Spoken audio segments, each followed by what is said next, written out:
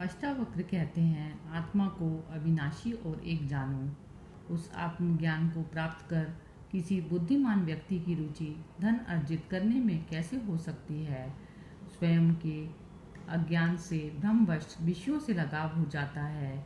जैसे सीप में चांदी का भ्रम होने पर उसमें लोभ उत्पन्न हो जाता है। सागर से लहरों के समान जिससे यह विश्व उत्पन्न होता है, वह मैं ही हूँ जानकर तुम एक दीन जैसे कैसे भाग सकते हो। यह सुनकर भी कि आत्मा शुद्ध चैतन्य और अत्यंत सुंदर है, तुम कैसे जन्नेंद्रिय में आसक्त होकर मलिनता को प्राप्त हो सकते हो।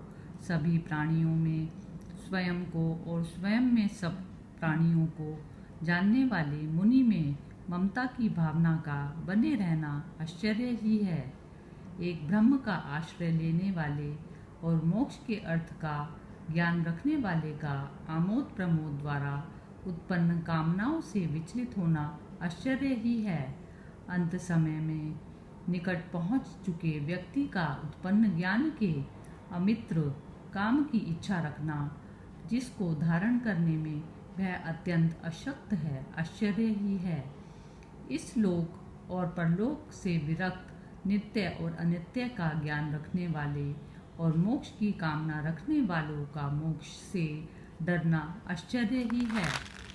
सदा केवल आत्मा का दर्शन करने वाले बुद्धिमान व्यक्ति भोजन कराने पर या पीड़ित करने पर ना प्रसन्न होते हैं और ना ही क्रोध करते हैं। अपने कार्यशील शरीर को दूसरों के शरीरों की तरह देखने वाले महापुरुषों को प्रशंसा या निंदा कैसे विचलित कर सकती है। समस्त जिज्ञासाओं से रहित यह विश्व को माया में कल्पित देखने वाले स्थिर प्रज्ञा वाले व्यक्ति को आसन्न मृत्यु भी कैसे भयभीत कर सकती है। समस्त इच्छाओं से रहित स्वयं के ज्ञान से प्रसन्न महात्मा की तुलना किससे की जा सकती है। स्वभाव से ही विश्व को दृश्यमान जानो, इसका कुछ भी अस्तित्व नहीं है। यह ग्रहण करने योग्य है और यह त्यागने योग्य। देखने वाले स्थिर प्रज्ञा युक्त व्यक्ति क्या देखता है।